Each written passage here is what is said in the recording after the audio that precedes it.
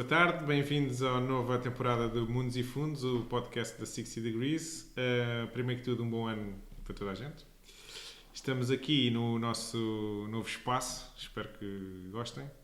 E o primeiro tema que nós trazemos em 2023 é o tema que normalmente é discutido e é interessante no sentido de quem está à procura de investimentos, que é quais são as perspectivas do ano em termos de investimentos. Se calhar numa parte inicial começaríamos por fazer um breve resumo do que é que foi este ano e com base nisso fazer as nossas previsões para o próximo ano. Por isso, Nuno, gostava de perguntar o que é que se passou este ano. Nós vimos os mercados a sangrar bastante este ano. Foram poucas as pessoas e casas de investimento que conseguiram bons resultados. O que é que se passou em termos económicos e dos mercados financeiros este ano? Portanto, 2022 foi realmente um ano muito difícil para os ativos. Temos ações, obrigações, matérias-primas e todos eles flutuaram bastante ao longo do ano. E isso aconteceu por dois principais motivos. Portanto, o principal motivo foi um evento que não acontecia há mais de 10 anos, digamos assim. As taxas de juros subiram de uma maneira continuada devido às pressões inflacionistas e isso arrastou todos os preços dos ativos para baixo.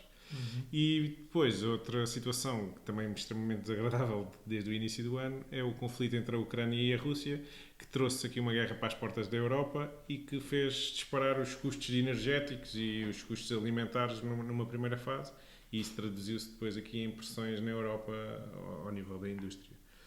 E portanto, estes cenários ainda não se resolveram, digamos assim. Portanto, chegamos ao fim de 2022 com as taxas de juros ainda a subirem e com a guerra ainda em cima da mesa. E daí a necessidade de virmos pensar o que é que será 2023. Se calhar agora, pegando neste contexto, se calhar podemos conversar aqui sobre duas possibilidades para o próximo ano. Tu disseste que a principal razão para estas quedas do ano 2022 foi a elevada inflação e a guerra. Se calhar pegando aí, quais é que são os dois possíveis cenários que poderemos ter em 2022? Um em que a inflação se calhar acaba por estabilizar e outro em que a inflação continua a subir e os bancos centrais têm que intervir para controlar a inflação. Se calhar começando por aqui, quais é que serão as nossas perspectivas para este ano? Ok, nessa ideia realmente que nós temos que pôr em cima da mesa, que é como é que o cenário vai evoluir daqui para a frente. E há dois caminhos muito distintos. Um que é vão continuar a existir surpresas da parte do mercado produtivo, que é na parte da produção de matérias-primas. O mercado em 2022 esteve sempre muito apertado, digamos assim, porque as empresas estavam a fazer encomendas para garantir os preços e, portanto, havia sempre uma grande pressão compradora. Hoje em dia essa pressão desapareceu um bocadinho de cima da mesa e as matérias-primas estabilizaram de preço, mas não aumentou a capacidade produtiva. Caso a atividade económica volte a recuperar e a subir, poderá haver um lote de encomendas a chegar rapidamente ao mercado e não haver capacidade para entregar. Neste tipo de cenário, a inflação deverá oscilar bastante e até subir. E aí os bancos centrais poderão ter que aumentar a sua resposta, que é fazer os juros subir ainda mais. Tivemos recentemente a Reserva Federal a dizer que não vai baixar os juros ou mudar de política antes de ter a certeza que a inflação está controlada. Portanto, eles vão precisar de um período contínuo de 3 meses, de 6 meses, para perceber que a inflação realmente está controlada e que não é um pico local. E, portanto, nesse primeiro cenário, o que é que acontece? Se a inflação subir, nós temos as taxas de juros a continuar a subir e temos os players da economia, que são os consumidores e as empresas e os governos, que só agora vão começar a sentir verdadeiramente os efeitos da subida da taxa de juros, porque muitos de nós temos noção, seja a nível pessoal ou de quem nós conhecemos, o crédito à habitação, taxa variável, está a ficar cada vez mais caro, as prestações estão a subir, mas quem tem, por exemplo, um crédito indexado a Euribor a 12 meses e que refixou em janeiro, fevereiro ou março, ainda praticamente não sentiu nenhuma subida de taxa de juros e agora, quando refixar, vai sentir uma subida imediata de 4%, que é bastante. E, portanto, nas empresas a mesma coisa. As linhas de financiamento e as obrigações e as dívidas das empresas, só agora, quando começam a maturar as existentes e as empresas procurarem novas linhas de financiamento, é que os custos começam a subir e com os governos a mesma coisa. E, portanto, o consumidor só começa a sentir esse efeito das subidas de taxas de juros agora durante 2023. Se esse efeito se perspectivar que se ainda se vai prolongar mais no tempo, porque a inflação está elevada, estamos a olhar para uma recessão forte e o preço dos ativos de risco, como ações, as ações cujos resultados das empresas importam para a performance das ações, com o consumidor mais fraco, os resultados das empresas podem ser afetados e as ações poderão ser uma classe de ativos muito penalizada.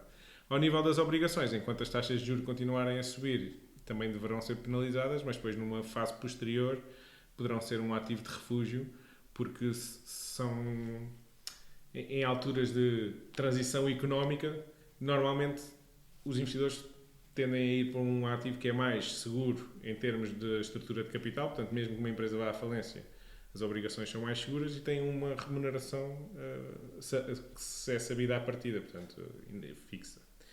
No outro cenário, que é o cenário, digamos assim, benévolo, a inflação começa a baixar rapidamente. Os bancos centrais, num período de 3 a 6 meses, vão perceber que podem baixar as taxas de juros e o consumidor só é afetado aqui no primeiro semestre por estas taxas de juros mais elevadas.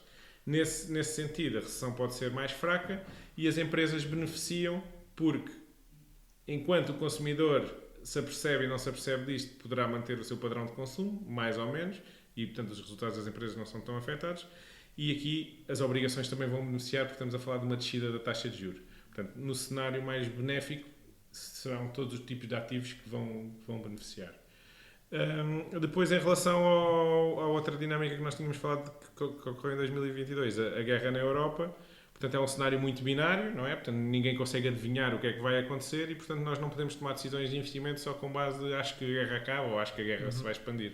Temos é que perceber o que é que vai acontecer num cenário ou no outro. Certo. Se calhar agora, especializando mais nas matérias-primas, estavas a falar mais em ações e obrigações, na classe ativa das matérias-primas, que foi uma que também apresentou bastante volatilidade no ano passado, quais é que são as perspectivas para este novo ano, tendo em conta esta situação de instabilidade em relação à guerra, por exemplo? Portanto, as matérias-primas podemos dividi-las em 4 categorias. Matérias-primas mais ligadas à indústria, portanto, se calhar os metais, os minerais, etc. Matérias-primas mais ligadas à energia, que estão de algum modo ligadas à indústria, mas também ao consumo do dia-a-dia, portanto, petróleo, gás, etc. Matérias-primas alimentares, que estão ligadas ao consumo humano, mas que dependem de características muito específicas para a produção. E os metais preciosos, olhamos numa categoria à parte, porque a dinâmica de procura e oferta é diferente. Portanto, em cada uma destas, o que é que poderá acontecer? Com a guerra, houve uma grande pressão ao nível da energia e dos produtos alimentares, porque a Ucrânia é o quinto maior exportador, não sei se vai manter, o quinto maior exportador mundial de trigo e a Rússia era o maior exportador mundial de trigo e, portanto, houve uma pressão alimentar logo inicial. Depois, uma pressão também nos bens energéticos, porque a Rússia era o principal fornecedor da Europa. Se isso se mantiver, há aqui uma componente forte da inflação que continua a ser alimentada porque os preços da energia estão caros na Europa, especialmente na Europa Central, está a sofrer muito agora durante o inverno em termos do preço de megawatt, por exemplo. E os preços dos alimentos também estão muito ligados ao clima. Com estas alterações que temos assistido nos últimos anos, acaba por ter uma produção impactada com ou cheias ou secas ou de repente vem um furacão na altura das colheitas. Todos os países têm sentido algum género de fenómeno que tem afetado algum género de produção. E, portanto, se isso acontecer numa altura em que os maiores produtores de alimentos ao nível do trigo estão em guerra, poderá haver aqui uma fraqueza na produção alimentar e o preço subir. Portanto, serão estas as duas gamas de matérias-primas que têm uma dinâmica mais volátil com a guerra. Depois, ao nível das matérias-primas industriais, caso a guerra termine, ou entremos aqui numa espécie de paz podre, mas que permita haver uma estabilidade,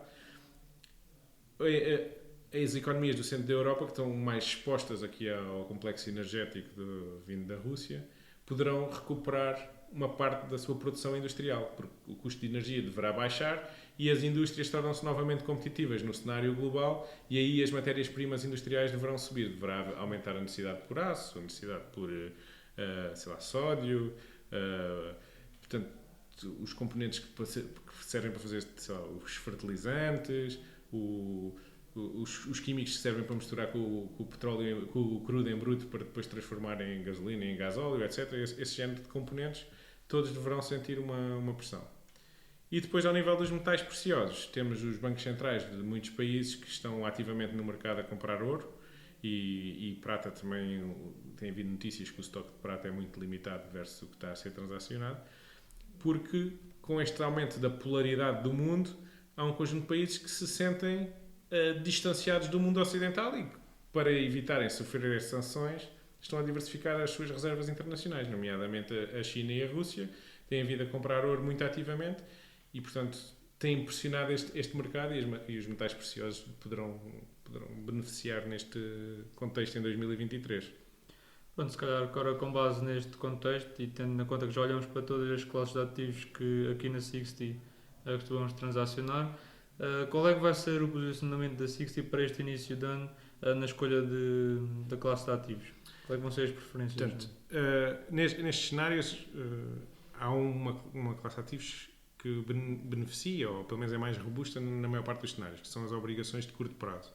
Porque a não ser que as taxas de juros continuem a subir de uma maneira muito acentuada, as obrigações de curto prazo acabam por, especialmente nos Estados Unidos, já tem uma taxa de juros perto dos 4%, acabam por ter uma remuneração que já absorve alguns dos choques das variações de preço e, em caso de cenário de reversão das taxas de juros, as taxas de juros começarem a baixar, são um instrumento líquido que permite vender e ir comprar ativos mais arriscados sem incorrermos em perdas. No caso de um cenário negativo, será o ativo que provavelmente vai responder melhor em caso de uma crise.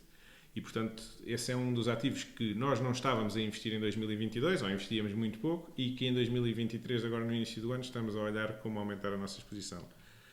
Outra categoria de ativos que estamos a olhar é como aumentar a nossa exposição aos bens alimentares, à agricultura, seja via ações, via matérias-primas, porque também é um efeito, potencial subida de preços, é um efeito que está independente quase dos cenários. Tem a ver com as condições de produção e as condições de polarização do mundo que não vão mudar tão rapidamente e, portanto, as reservas alimentares precisam de ser abastecidas nos vários países e há uma pressão no preço. E, por enquanto, estamos também ainda investidos em ações até notarmos a tal fraqueza do consumidor e os dados serem suficientemente negativos que nos façam querer sair das ações. E em que mercados acionistas estamos a olhar mais? Estados Unidos, Europa, emergentes? Nós na Sixty temos uma predileção histórica por investir nos Estados Unidos. Os Estados Unidos são uma economia mais dinâmica, apesar das empresas estarem relativamente mais caras quando comparamos com as europeias em termos de resultados, mas as empresas acabam por estar num contexto competitivo diferente e em termos de financiamento até agora não têm tido crise de liquidez.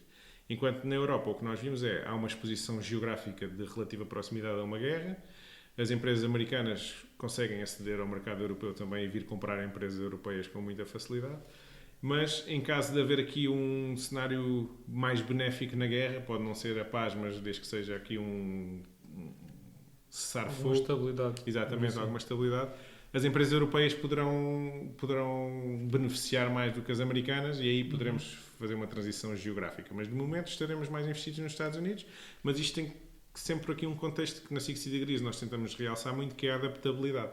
E, portanto, nós percebemos que para a maior parte dos nossos investidores não é credível ou não é prático fazerem um acompanhamento diário ou semanal dos mercados financeiros e irem adequando os seus investimentos consoante a interpretação que fazem dos acontecimentos. E é para isso que nós existimos, na realidade. Portanto, eu acabo por fazer esta comparação às vezes, que é quando uma pessoa vai ao médico, não vai estudar medicina para escolher o melhor tratamento. Portanto, vai delegar isso em alguém. Precisa é de conseguir avaliar se o médico está a fazer bem o seu trabalho ou não. E nós fazemos a mesma coisa. Nós prestamos um serviço, a pessoa não precisa de saber investir de A a Z para vir falar connosco, precisa de saber avaliar o nosso trabalho. Isso tem com base nos resultados que nós temos. Pois, é quase impossível alguém que trabalhe no seu dia-a-dia noutra profissão saber tanto sobre mercados financeiros como o Nuno acabou aqui de debitar. Portanto, estamos aqui para os vossos investimentos e qualquer dúvida é só contactar-me se quiserem saber mais sobre investimentos.